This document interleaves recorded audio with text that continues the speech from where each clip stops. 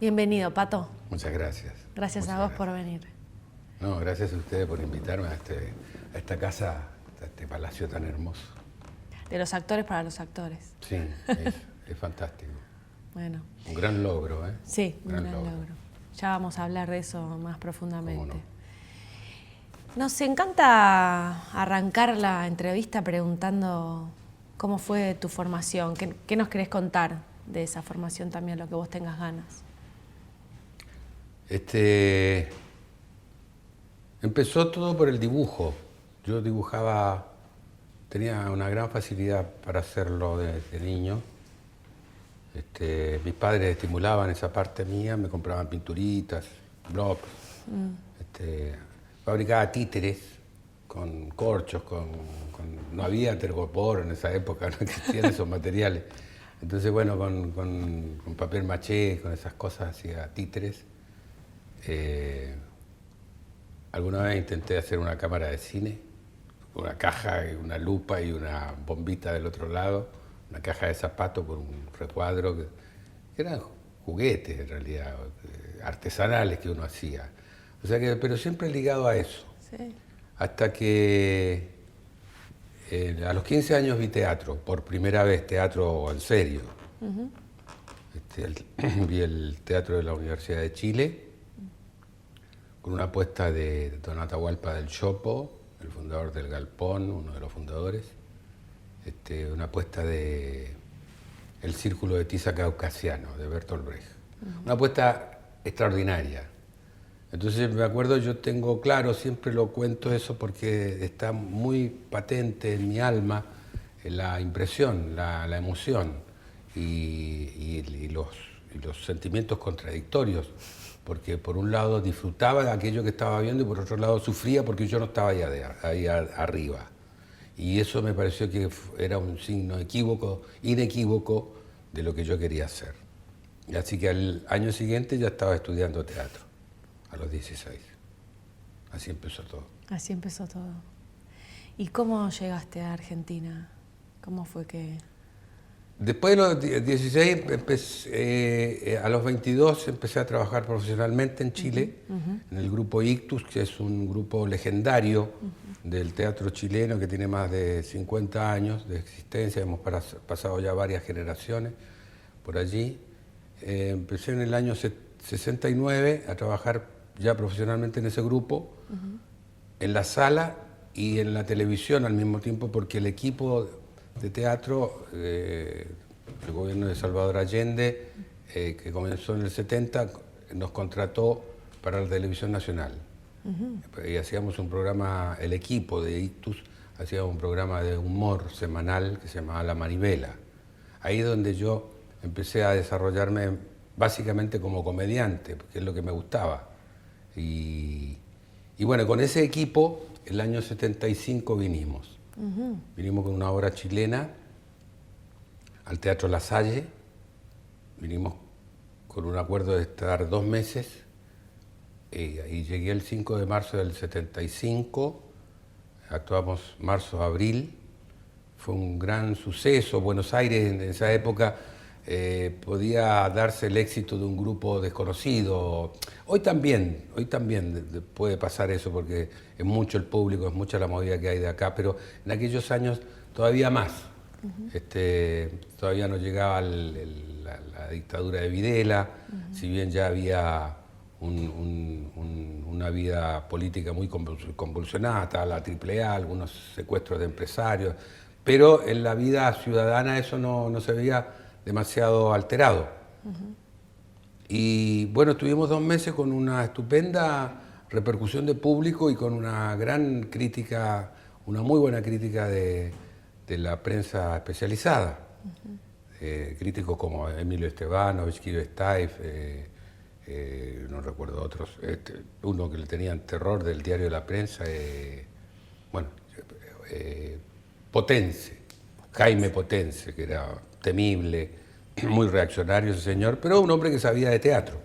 Bueno, la cosa es que todos los medios nos trataron estupendamente bien y además de eso estaba intacto todavía, muy vivo el sentimiento solidario del pueblo argentino para con lo que la tragedia que recién nos había ocurrido en Chile el año 73 con el golpe, la muerte de Salvador Allende.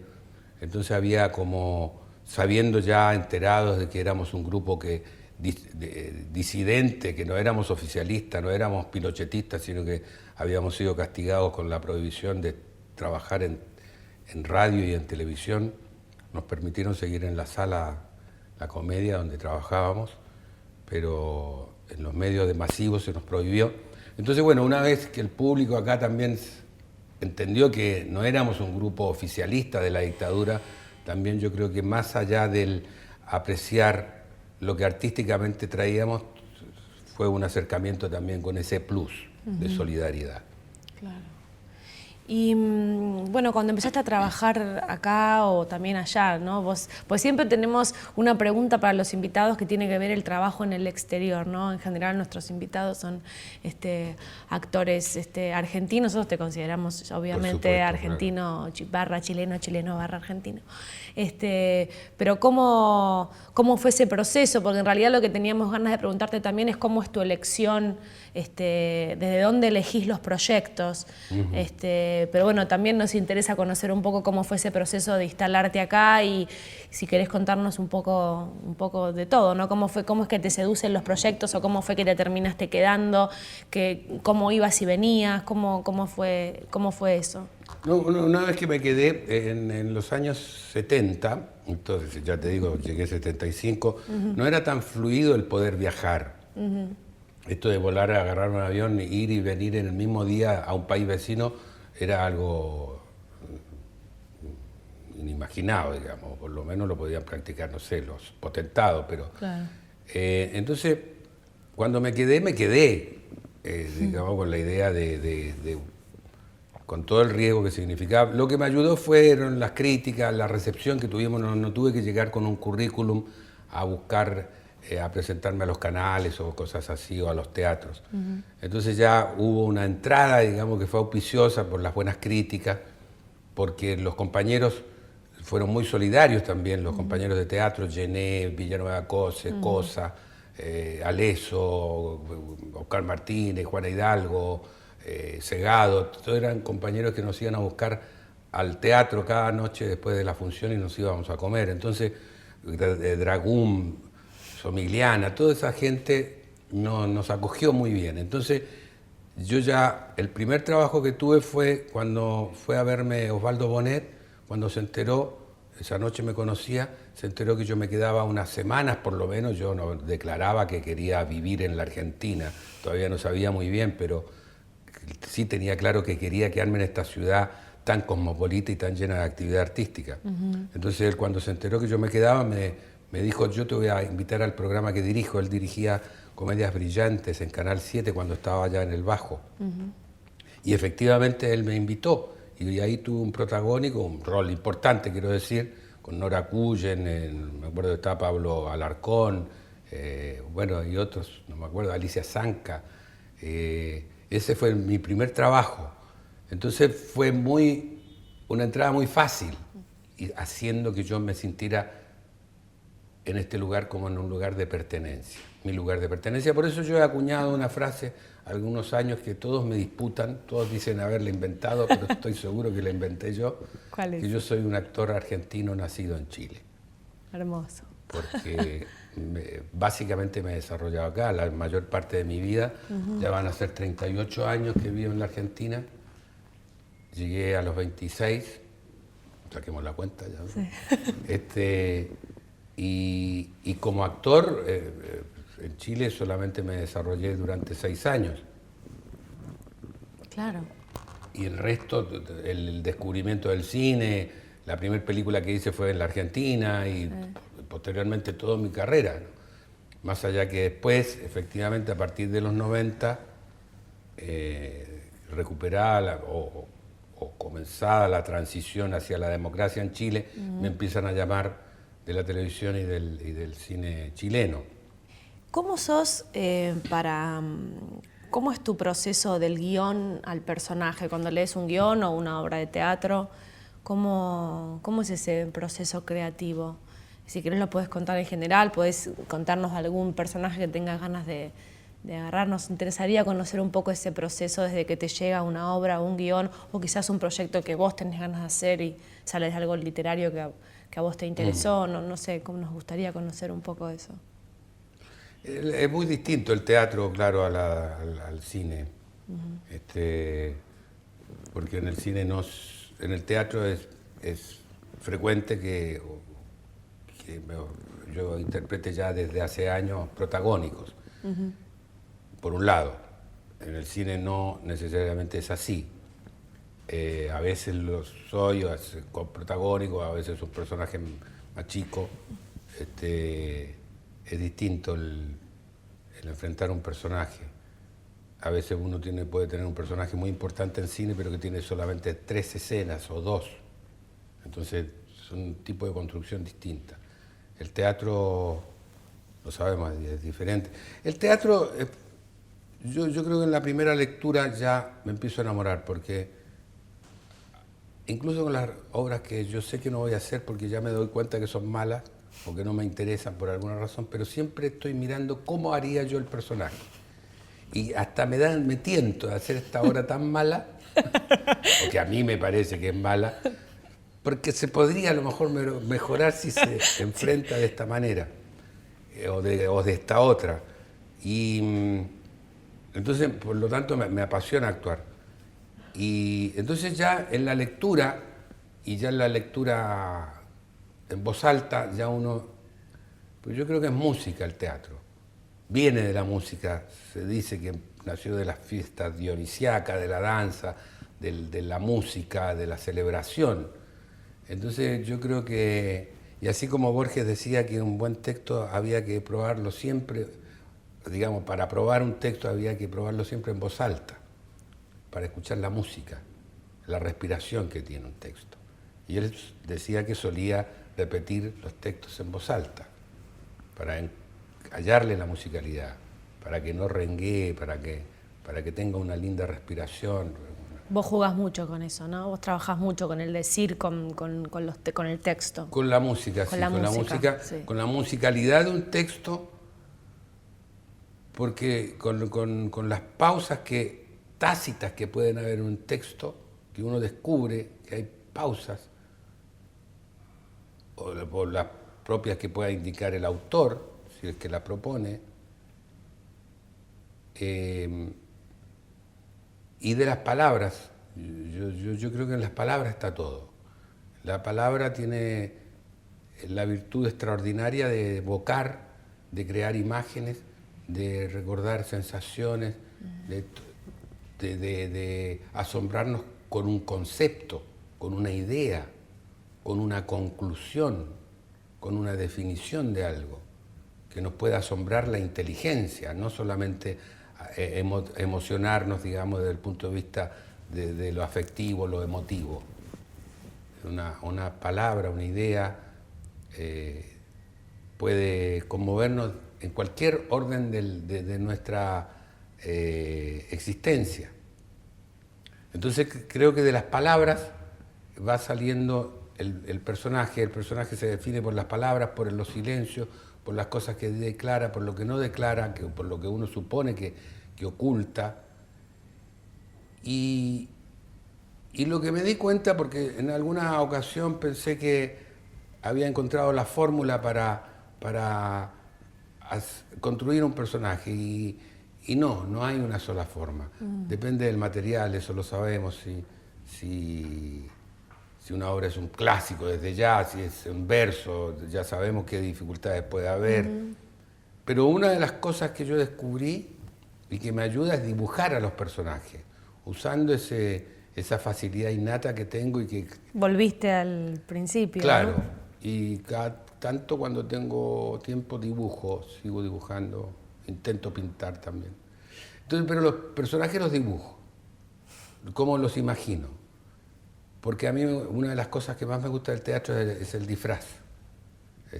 Hay obras que te permiten el disfraz y otras que no. Hay otras, yo ahora acabo de hacer un monólogo Ceniza que es absolutamente naturalista la actuación. Una actuación minimalista y naturalista, que es lo que exigía el texto. Pero hay otras en donde qué sé yo, hace muchos años hice Muerte accidental de un anarquista, donde tenía que hacía 5 personajes. Entonces era una farsa desatada, en donde cada personaje era una máscara distinta. Entonces, bueno, esa parte del teatro es una de las que más disfruto. Entonces, yo dibujo los personajes. Te decía que así se parezcan o no a mí, pero me sirven para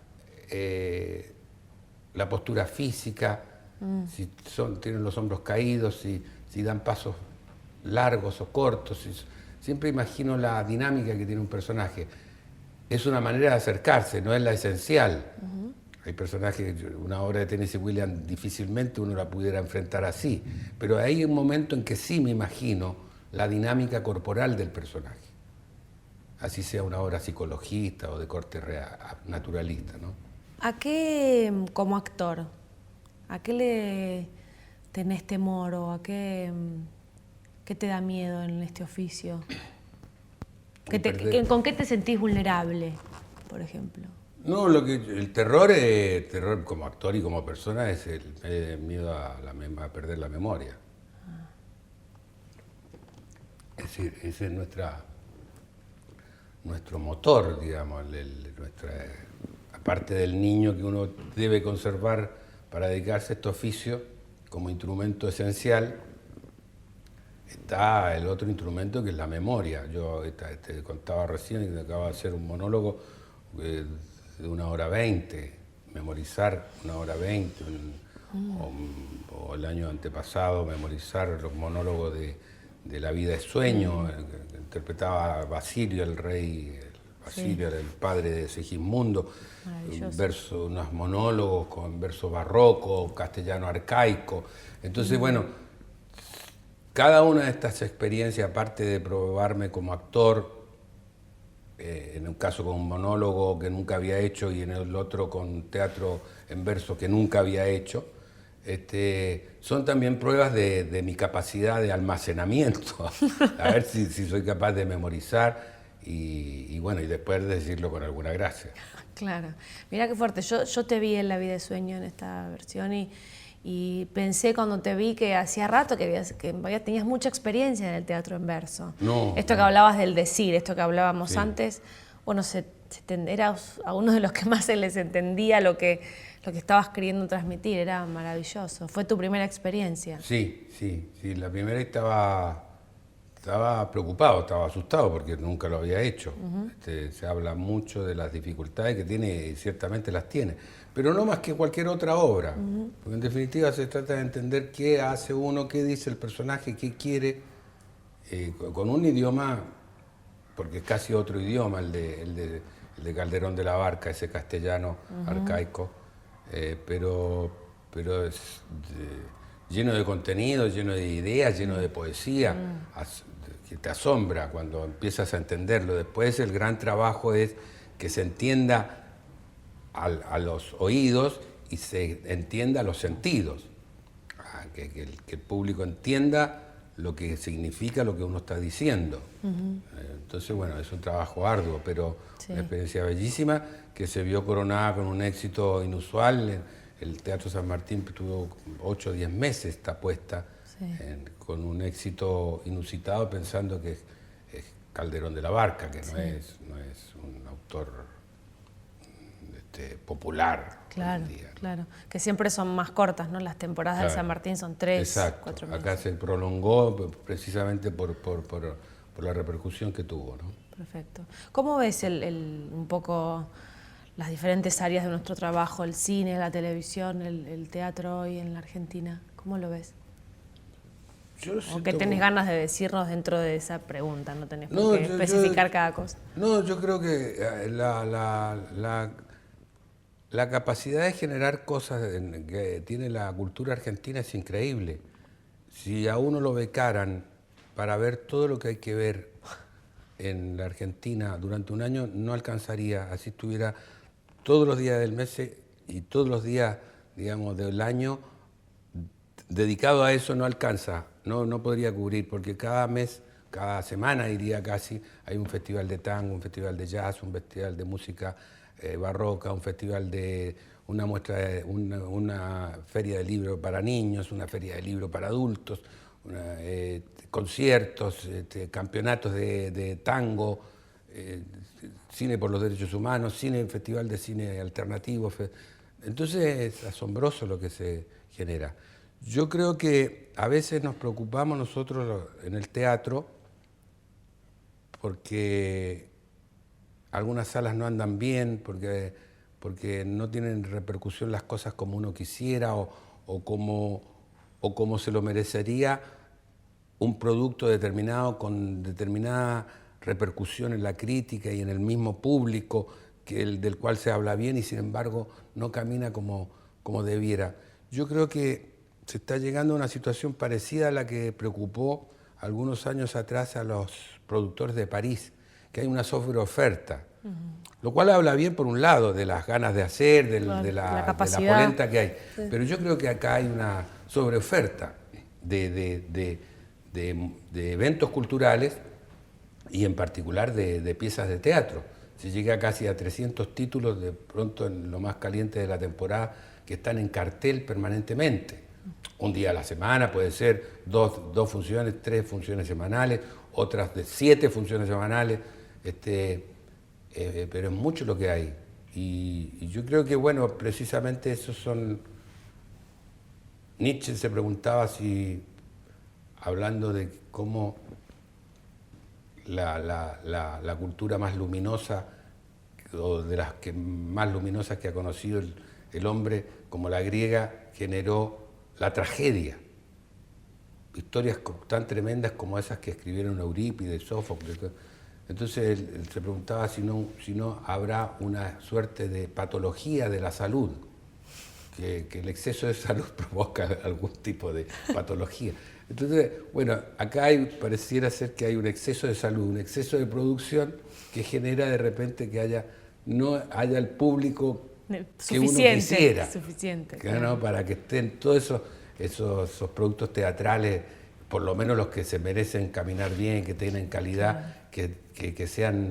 que tengan público, que asista la gente, ¿no? Sí. Y una cosa que me está preocupando seriamente, que antes me asombraba positivamente, y que me hace afirmar cada tanto que si no fuera por las mujeres el teatro se muere, cuando uno mira una sala, sí. Sobre todo las salas de los teatros oficiales, de los teatros más convencionales, del teatro, uno ve un 80% por lo menos de presencia femenina. Uh-huh. Y uno dice, admirado, bueno, será que las mujeres tienen inquietudes más profundas, que tienen más hondura, le otorgan un espacio importante de su existencia al espíritu, a la poesía, al arte, a lo que está más allá de lo cotidiano, de la competencia, del combate diario, uh-huh. que es el que entretiene al hombre. Pero ahora me ha empezado a preocupar que me parece que es tan así que ya no me provoca solamente admiración por la presencia femenina, me preocupa que no hayan hombres en el teatro, que no hayan espectadores varones. Es muy poco lo que se ve. Si uno cuenta... Están en pareja quizás, ¿no? Entonces a lo mejor lo llevó la mina. Claro. La arrastró más al teatro, la cara larga, me voy a quedar dormido a los 5 minutos. Entonces que como que lo llevaron, como un calzonudo que lo llevaron de la corbata al teatro. Uno no lo ve al tipo como con polenta, que claro. Él llegó a la mujer y la sacudió del televisor y la sacó de ahí. No. Al revés, en general. Entonces me preocupa qué pasa con los hombres. Seguro que tienen mucho que hacer. No es fácil la vida actual, no es fácil salir a combatir, a cazar todos los días y volver a casa. Entonces quieren desparramarse con una cerveza como Homero Simpson y ver la televisión. Pero ahí creo que habría que, no sé, investigar qué pasa. Aunque los varones no estamos yendo al teatro como van las mujeres. Muchísimas gracias. Muchas gracias. Gracias por venir. Un aplauso.